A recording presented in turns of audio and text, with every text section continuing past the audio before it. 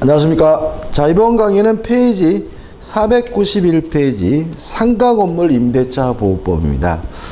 일단 처음에 적용 범위가 나오는데 1번 사업자 등록에 대상해 가지고 업무용 건물, 상가 건물에 관한 임대차를 특별히 보호하는 법인데요. 유의하실 것은 모든 상가형 건물에 대해 다 적용되는 것은 아니고요.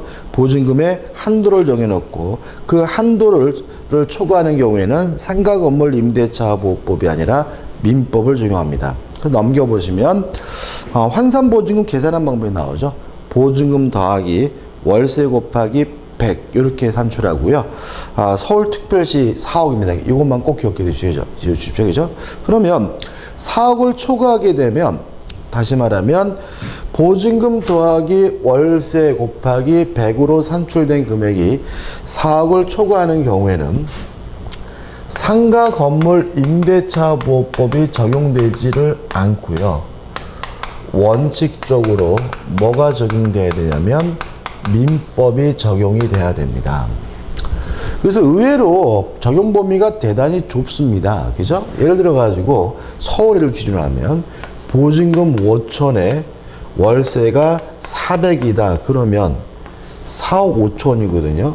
그러면 상가 건물 임대차 보호법이 아니라 민법이 적용되기 때문에 굉장히 적용되는 예가 협소하다는 문제점이 있죠. 그래서 예외를 인정합니다. 원래는 민법을 적용해야 되지만 예외적으로 상가 건물에 관한 임대차에 관한 규정이 인정되는 것도 있는데 요거를 꼭 기억해 두셔야 돼요.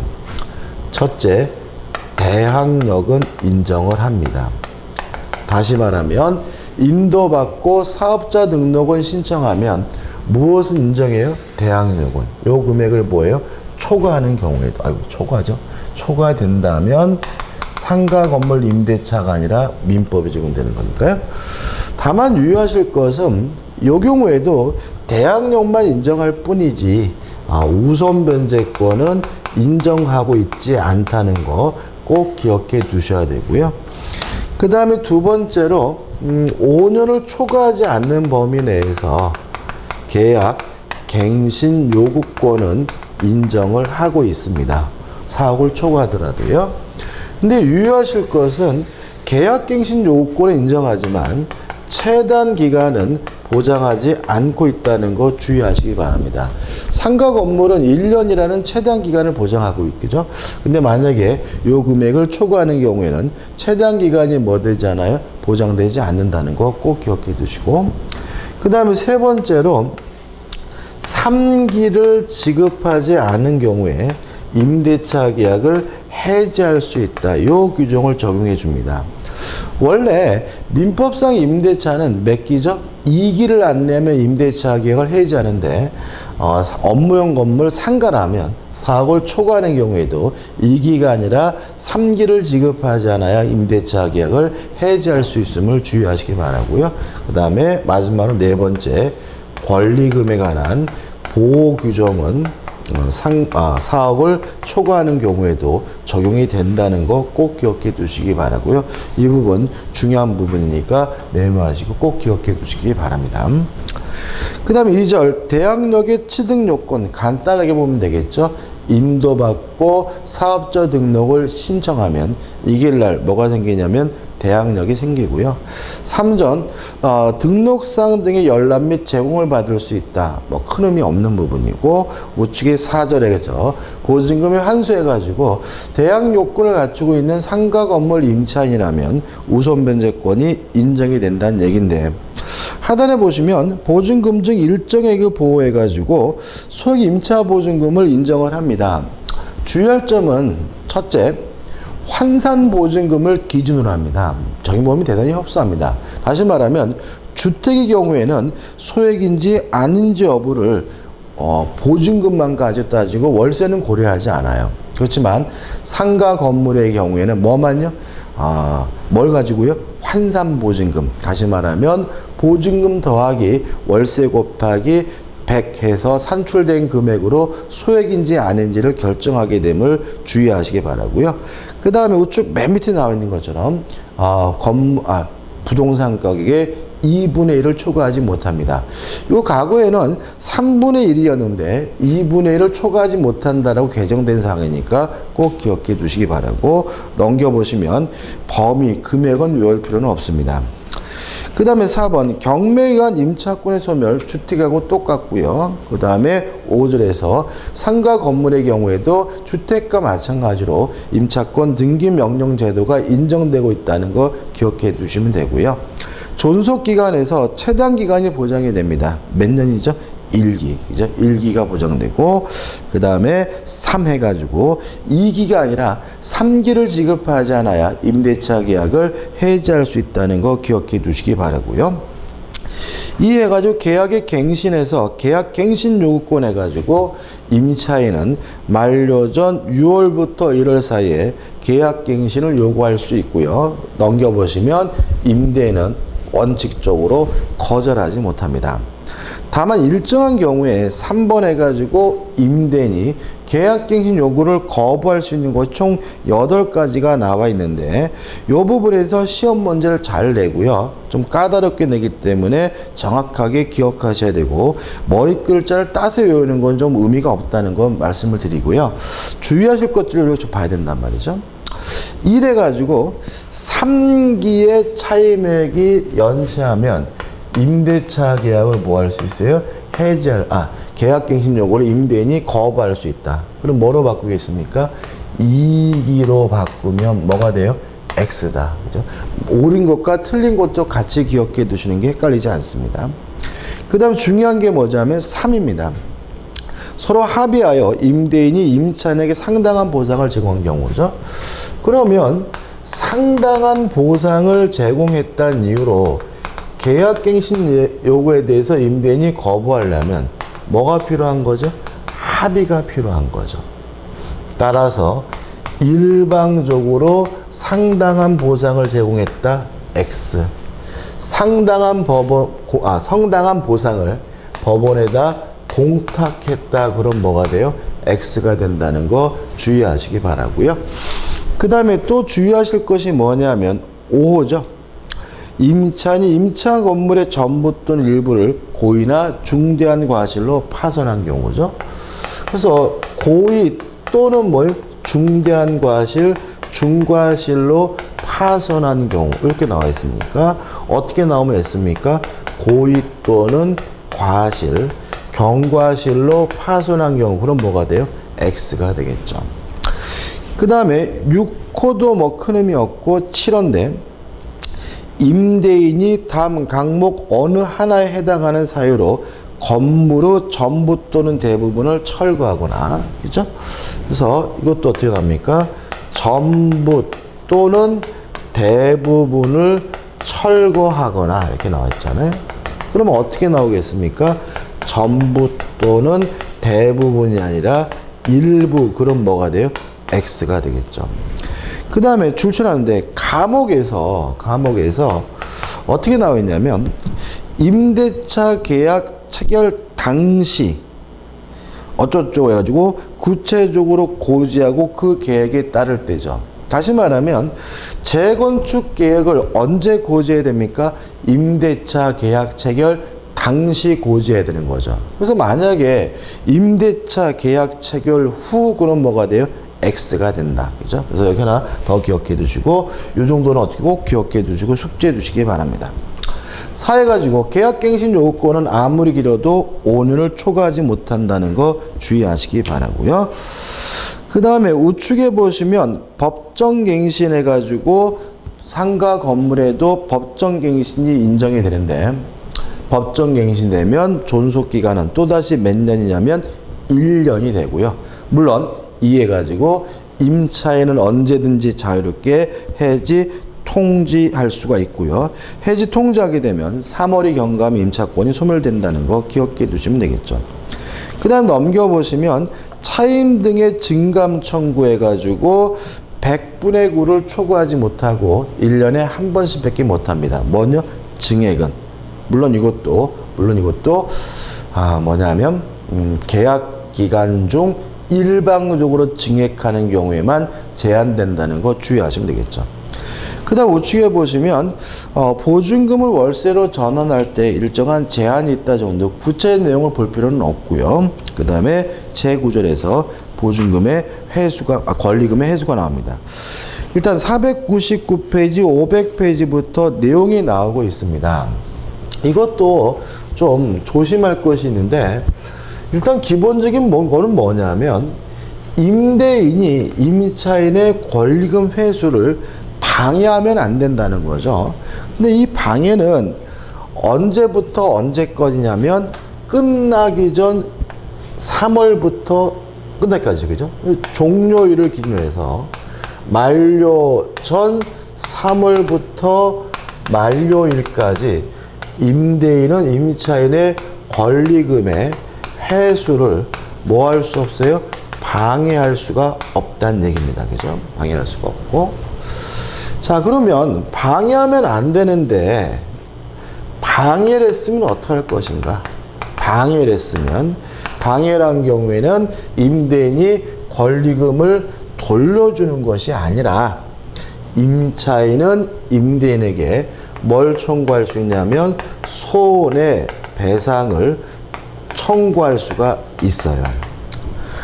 근데 이 손해배상 청구 손해배상 금액은 어떻게 결정이 되냐면 자신이 받을 권리금하고 그 다음에 또는 신규 임차인이 지급하기로 한 권리금하고 둘 중에 낮은 금액입니다. 낮은 금액을 초과할 수가 없다라는 거 꼭 기억해 두셔야 됩니다. 이런 얘기죠. 자기가 그 상가에 들어오면서 권리금을 예를 들어서 5천만 원을 냈어요. 근데 임차인이 나가면서 새로운 임차인을 알아봤던 이 사람은 3천만 원을 주겠다라고 했다면 방해로 인한 손해배상은 얼마를 넘지 못하죠? 3천만 원을 초과하지 못한다는 거 기억해 두시기 바라고요. 그 다음에 이 손해배상 청구권도 행사기간에 제한이 있습니다. 몇 년 동안이냐면 3년 동안 할 수 있다. 요것 좀 3년 동안 행사하는 것이 가능하다는 것까지 기억해 두시기 바랍니다. 이렇게 간단하게 정리하시면 돼요. 다시 한번요. 자, 임대인은 임차인의 권리금 회수를 방해할 수가 없습니다. 언제부터 언제까지요? 만료 전 3월부터 만료시까지. 만약에 방해한다면 임차인은 임대인에게 손해배상을 청구할 수가 있는데 손해배상 금액은 자신이 받을 낸 권리금하고 신규 임차인이 내기로 한 권리금 중 낮은 금액을 초과할 수가 없고요. 행사기간에 제한이 있습니다. 3년 동안 행사해야 되고요. 만약에 3년이 지나게 되면 더 이상 손해배상을 청구할 수 없다는 것도 기억해 두시기 바랍니다. 자, 대표이즈 풀어볼까요? 501페이지입니다. 상가 건물 임대차 보호법의 내용으로 옳은 것은 1번 임차인이 대항력을 갖추기 위해서는 임대차 계약서상 확정일자를 받아야 한다. X. 확정일자는 우선 변제권을 취득하기 위한 요건이죠. 2번 사업자 등록의 대상이 되지 않는 건물에 대해서는 위 법이 적용되지 않는다. 맞죠? 답은 뭐죠? 2번이고 3번 기간을 정하지 아니하거나 기간을 2년 미만으로 정한 임대차는 그 기간을 2년으로 본다. X입니다. 최단 기간이 몇 년이 보장이 됩니까? 1년이 보장이 되고요. 4번 전차인은 차임 연책이 이익의 차임액에 달하는 경우 전대인은 전대차 계약을 해지할 수 있다. 전차이든 임차이든 이제 2기가 아니라 뭐죠? 3기고요. 그 다음에 5번 권리금의 회수로 방해로 인한 임차인의 임대인에 대한 손해배상 청구권은 그 방해가 있은 날로부터 5년 이내에 행사하지 않으면 시효의 완성으로 소멸하는데 3년이네 지금. 죄송합니다. 3년. 3년은 맞죠, 그죠? 근데 이게 언제부터냐면은 그 방해가 있은 날로부터가 아니라 임대차가 종료한 날로부터 3년이죠, 그죠? 그죠? 언제부터요? 임대차 종료 시부터죠. 제가 이런 말씀 많이 드리죠. 민법은 숫자보다는 그 앞에 붙어 있는 말을 많이 바꾼다. 그죠? 그래서 임대차 종료 시부터 3년 동안 행사할 수 있다는 거 기억해 두셔야 되겠죠. 답은 2번이네요. 다음에 상가 건물 임대차 보호법에 관한 내용 중 옳은 것을 찾으라고 하는데, 일단 4번이 답이죠. 최단 기간이 몇 년이 보장이 됩니까? 1년이 보장이 되고요. 답은 4번이고, 그 다음에 1번 서울의 경우에 4억을 초과하는 경우에는 민법이 적용되니까 X고요. 그 다음에 2번 해가지고 읽어볼게요. 최근 상가 건물 임대차 보호법 개정을 통하여 대통령령하는 보증금액을 초과하는 임대차 경우에도 2015년 고려현재 모든 상가 임차는 인도를 받고 사업자 등록을 신청해 대항력이 인정된다. X입니다. 이건 왜 X냐면은 개정이 된 후에 재계약을 하거나 임대한 경우에만 대항력을 인정합니다. 따라서 개정되기 전에 이미 임대하고 있는 임차인에게는 대항력을 인정하지 않고 있다는 거 주의하시기 바라고요. 그 다음에 3번 해가지고 3번 이게 답이 문제 잘못됐구나. 3번 보시면 대통령으로 정하는 보증금액을 초과하는 임대차의 경우 5년을 초과하지 않는 범위에서 임대인에 대한 계약갱신 요구권은 인정된다. 맞죠? 그죠? 맞습니다. 그죠? 그래서 옳은 것은 뭐죠? 두 개야 되겠네요. 3번이 답이구나. 죄송합니다. 4번. 4번. 1년 미만으로 정하면 1년이 본다. X입니다. 그죠? 왜냐하면 초과하는 경우에는 최단 기간은 보장되지 않기 때문에, 그죠? 그 다음에 5번도 맞구나. 그죠? 대통령하는 보증금을 초과하는 경우에 몇 개죠? 3개 달에 임대차에 해지할 수 있다. 맞습니다. 그죠? 문제가 제가 만든 건데 좀 매끄럽지 않죠. 그죠? 옳은 것은 몇 번입니까? 3번과 5번 두 개가 답입니다. 죄송합니다. 그죠? 3번과 5번 두 개가 답입니다. 자, 503페이지 오시면 이제 뭐가 나오냐면 집합 건물의 소유 및 관리에 관한 법률이 나옵니다. 일단 이 집합 건물법은 약간 민법스럽기보다는 공법스럽습니다. 그래서 민법을 전공하시는 분들은 집합 건물법을 잘 몰라요. 그래서 양은 많지만 어렵게 내지 않고요. 어차피 이것도 한 문제밖에 내지 않는 부분이기 때문에 법조문 위주로 정확하게 기본적인 내용만 숙지하면 되고요. 물론 법조문도 좀 양이 많은 법이기 때문에 교재에 나와 있는 것 중에 제가 주의하셔라. 이 부분은 반드시 이해하시고 숙지하셔야 된다. 그런 부분만 정확하게 내 거를 만들면 되죠.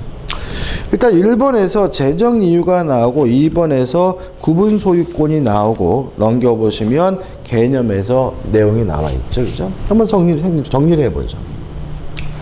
자, 어떤 문제냐면 한 동의 건물을 따로따로 구분해서 소유하고 있으면 이러한 권리를 우리가 구분 소유권이라고 하고요. 구분 소유권의 객체가 되는 부분을 우리가 뭐라 그러냐면 전유 부분이라고 한단 말이죠. 일단 전유 부분이 되기 위해서는 두 가지 요건이 필요합니다. 첫째는 구조상, 이용상 독립성이 있어야 되고요. 두 번째는 따로따로 구분 소유 의사 내지는 행위가 있어야 합니다. 조심할 것은 뭐냐면 최근에 판례 변경을 통했는데 이러한 행위가 있으면 그 순간 바로 집합 건물로 성립되게 된다는 것이 최근의 판례입니다. 다시 말하면 건축물 대장에 등록된 때가 아니라는 거 주의하시기 바랍니다. 좀 애매하게 됐죠, 그죠? 다시 말하면 구조상, 이용상 독립성이 있고 또 구분 소유 의사 내지 행위가 있으면 전유 부분이 되고 구분 소유권이 성립되고 따라서 뭐예요? 집합 건물이 그 즉시 성립된다는 거죠. 아직 뭐 하지 않았더라도요, 건축물 대장에 등록이 안 됐더라도요. 따라서 만약에 집합 건물이 성립되는 시점은 건축물 대장에 등록한 때다. 그럼 뭐가 돼요? X가 됨을 주의하시기 바랍니다. 그 다음에 요 전유 부분을 제외한 나머지 부분을 우리가 뭐라 그러냐면 공용 부분이라고 하고요. 요 공용 부분이 두 가지가 있습니다. 구조상 공용 부분에서 법정 공용 부분이라는 것과 그 다음에 규약상 공용 부분 해가지고 두 가지가 있는데, 일단 법정 공용 부분은 구조적으로 너무나 명백한 거죠. 뭐 계단, 엘리베이터, 복도 이런 것들을 생각하시면 되고요. 이런 것들은 아예 등기 능력 자체가 없습니다. 따라서 등기할 수가 없고요. 규약상 공용 부분은 원래는 독립성이 있다 전유 부분이지만 아파트 주민들의 규약이나 공정증서로서 공동으로 쓰기로 한 부분이 규약상 공용 부분인데요. 규약상 공용 부분은 등기 능력은 있습니다. 등기를 해야 돼요. 근데 문제는 팔아먹을 수는 없으니까 갑구는 비치하지 않고요. 또 담보 재패 먹을 수도 없으니까 을구는 비치하지 못합니다. 결국은 뭐만 비치하게 되냐면 표제부만을 비치하게 된다는 거 주의하시기 바라고요. 그 다음에 이 전유 부분과 공용 부분에 대해서는 일체성이 있어요. 그래서 우리가 아파트를 살 때 전유 부분만 이전 등기 받으면 공용 부분은 자동으로 뭐예요? 쫓아오기 때문에 공용 부분에 대해서 따로 뭐 할 필요 없죠? 등기할 필요는 없거든요. 근데 유의하실 것은 이 일체성이 절대적 일체성이라는 거죠. 예외가 없다는 거예요. 따라서 구분 소유자 전원의 동의가 있다면 공용 부분을 분리 처분할 수 있다. X. 절대적 일체성 공용 부분만 어떠한 경우에 따로 분리 처분할 수 없음을 주의하시기 바랍니다. 이제 그러한 내용이 나와 있죠. 그죠? 좌측 504페이지 보시면 내용이 나와 있고 판례까지 설명드린 거니까 좀 주의하시기 바라고요. 그 다음 505페이지 오시면 공용 부분에서 구조상 공용 부분이 뭐죠? 법정 공용 부분이고요. 규약상 공용 부분은 예를 말씀드렸네요. 아파트 관리 사무소나 또는 노인정 이런 거 생각하시면 쉽게 접근하실 수 있을 것 같고요. 넘겨보시면 일체성 해가지고 절대적 일체성, 절대로 전유 부분과 뭐 될 수 없어요? 분리될 수 없다는 거 주의하시기 바랍니다. 그 다음에 제3절에서 건물의 대지가 나옵니다. 일단 구분 건물의 소유자들이 땅에 대해 가지고 있는 권리를 우리가 대지 사용권이라고 하고요. 만약에 요 대지 사용권이 등기까지 되어 있다면 요걸 우리가 대지권이라고 하는데, 아마 여러분이 공시법 공부하시면 대지 사용권과 대지권에 대해서 명백히 구별해야 된다는 거 공부하실 텐데 집합건물법은 그렇게 중요한 건 아닙니다. 이러한 대지 사용권이 두 가지가 있습니다. 건물의 밑바닥 땅, 이거 우리가 법정 대지라고 하고요. 건물의 밑바닥 땅이 아닌 나머지 부분, 뭐 도로, 화단, 놀이터 이런 걸 우리가 규약상 대지라고 하는데 굳이 뭐 구별할 필요는 없는 거고요. 유의하실 것은 뭐냐면 요 대지 사용권과 전유 부분에 대해서 뭐가 있냐면 일체성이 있다는 거죠. 따라서 우리가 아파트를 구입하게 되면 전유 부분만 이전 등기 받으면 대지 사용권도 자동으로 쫓아오기 때문에 토지 부분에 대해서는 굳이 따로 등기할 필요가 없어요. 근데 주의하실 것은 뭐냐면 여기서 일체성은 원칙적 일체성이라는 점입니다. 그러니까 공용 부분은 뭐예요? 절대적 일체성인데 얘는 뭐예요? 원칙적 일체성이기 때문에 원칙적으로 대지 사용권만 분리 처분할 수는 없습니다. 다만 규약으로 대지 사용권만 분리 처분을 가능하게 할 수 있다는 점 주의하시고요. 또 하나 주의하실 것은 뭐냐면 만약에 규약에 특별히 대지 사용권은 분리할 수 없다라는 규정을 두고 있다면 그 규약의 규정을 가지고 제3자에게 대항하려면 그때는 등기가 필요하다는 거 조심하시기 바랍니다. 그 다음에 우측에 보시면 2번 전유 부분의 처분에 따르는 대지 사용권의 비율해 가지고 전유 부분의 면적의 비율에 따라서 쫓아가게 되고요. 3번 상속인이 부존재하는 경우에 지분 비례 규속의 불인정 이렇게 나왔는데 이게 무슨 말이죠? 지분의 탄력성이라고 해서 아마 민법 시간에 배운 기억 나실 겁니다. 공유자 중에 누가 사망했는데 상속인이 없거나 또는 공유 지분을 공유자가 포기한 경우에는 다른 공유자에게 그 지분이 흡수가 되는데 집합건물법엔 적용되지 않습니다. 따라서 구분 소유자 중에 누가 사망했는데 상속인이 없거나 또는 자신의 지분을 포기하더라도 그 대지 사용권에 대한 지분이 다른 공유자에게 흡수되지는 않는다는 거 조심하시기 바랍니다. 자, 508페이지 오시면 뭐가 나오냐면 대패 예제가 나와 있죠. 풀어보죠. 집합 건물의 공용 부분에 대한 설명으로 옳은 것은 1번 일부의 구분 소유자만의 공용에 제공되는 것임이 명백한 공용 부분이면 그냥 이건 뭐예요? 그 사람들이 공유인 거죠. 구분 소유자 전원의 공유에 속한다. X죠. 2번 공용 부분에 관한 지분은 각자 가지는 전유 부분의 처분에 따른다. 여기까지 어떻게 해요? 맞고요.